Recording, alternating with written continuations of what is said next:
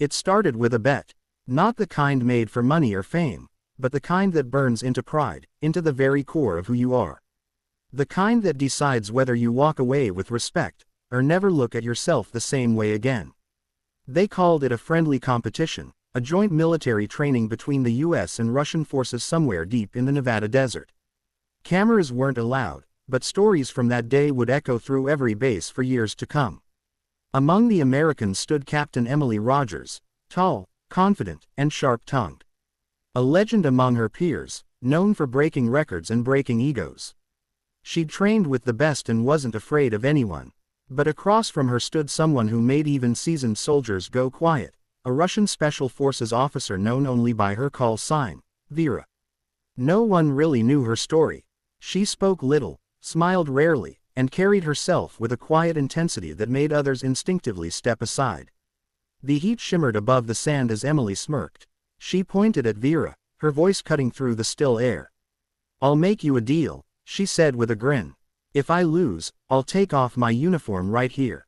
But if you lose, you admit American soldiers are the best in the world." The crowd burst into laughter and applause. It was arrogance disguised as humor, but everyone knew the stakes had just gone far beyond a joke. Vera didn't even blink. She nodded once, calm and steady, her eyes unreadable. The challenge was set, an endurance trial, strength, speed, precision, and control. The kind of test that stripped away rank and nationality until all that was left was the raw human will to win. At first, Emily dominated. She was fast, explosive, confident.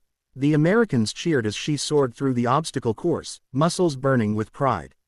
She'd trained her entire career for moments like this, to show the world that she was more than a uniform, more than a gender.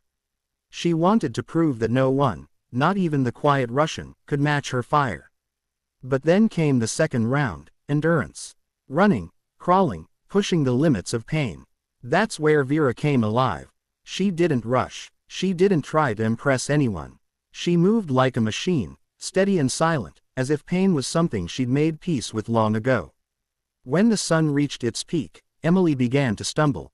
Sweat blinded her. Her breath came ragged, but she pushed on, glancing sideways at Vera, who was still running, still calm. Her face expressionless, her eyes fixed on something far beyond the finish line. By the time they reached the final stage, hand-to-hand combat, the desert fell silent. Every soldier circled around, watching, waiting. Emily smirked again, though her body trembled with exhaustion. "Don't hold back," she said, trying to sound confident. Vera didn't answer. She just stepped forward. What happened next was brutal but beautiful, a dance of skill, instinct, and sheer will. Emily fought with fury, striking fast, using every move from years of combat training. But Vera fought like someone who'd already lost everything once and refused to lose again. Every movement was precise, efficient, controlled. She didn't fight to win. She fought to endure. Within minutes, Emily was on the ground, the sand clinging to her face, her breath shallow. The crowd went silent. Vera offered her a hand, helping her up. No mockery. No pride, just quiet respect. Emily stared at her, humiliated yet strangely moved. For the first time in her career, she felt something deeper than defeat. She felt perspective. Later, as the sun began to set, she found Vera sitting alone near the base.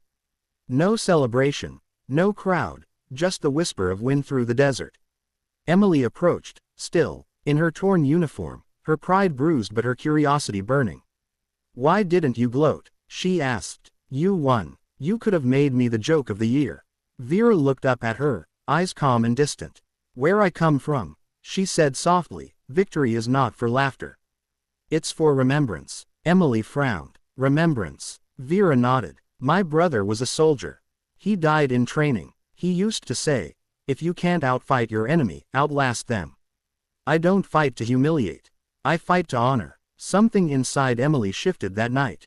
She'd always believed strength was loud, that it needed to be seen, proven, applauded. But sitting there beside Vera, she realized real strength was quiet. It didn't demand attention. It didn't need validation. It simply existed, steady, unbreakable, unseen. Over the following days, Emily trained beside Vera, learning more in a week than she had in years. Vera taught her control, how to conserve energy, how to fight without anger, how to win without destroying. Their rivalry turned into respect.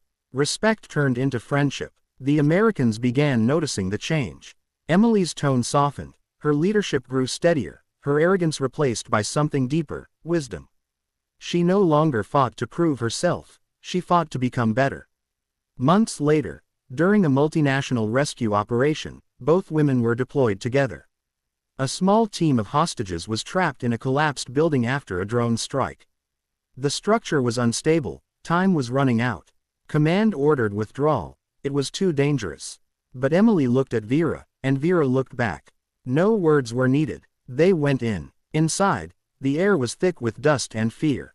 They crawled through broken beams, hearing the creaks of collapsing concrete.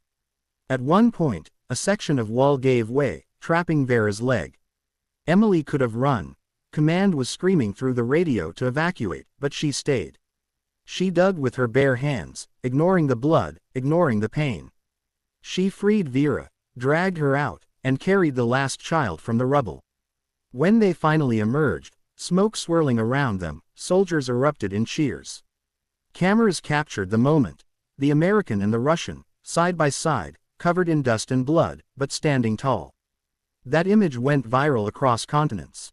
Two soldiers from rival nations. No borders, no politics, just courage and humanity.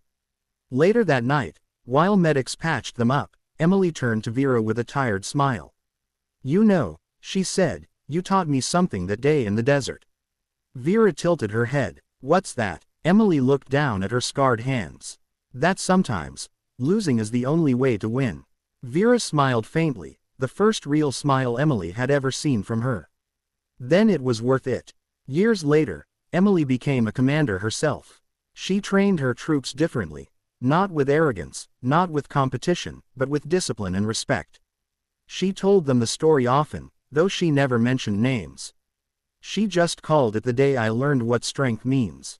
And every time she spoke, the room fell silent, because they could feel it. The truth. The lesson, the humanity, that strength isn't in your fists or your medals. It's not about being the loudest or the fastest or the toughest. Strength is what stays when everything else is gone. When you keep going because you refuse to quit, when you fight not for pride but for purpose. So if you ever find yourself in a battle, against the world, against doubt, against yourself, remember this story. Sometimes the greatest victory is hidden inside defeat. Sometimes the strongest warrior is the one who fights in silence, with a steady heart and an unbreakable will. And if this story touched you, if it reminded you of something real inside yourself, don't just scroll away. Take a second to share it, to like, to subscribe. Because somewhere out there, someone needs this message right now. Someone's about to give up, and maybe your share will remind them that losing doesn't mean you're weak. It means you're still fighting. And that's what true warriors do.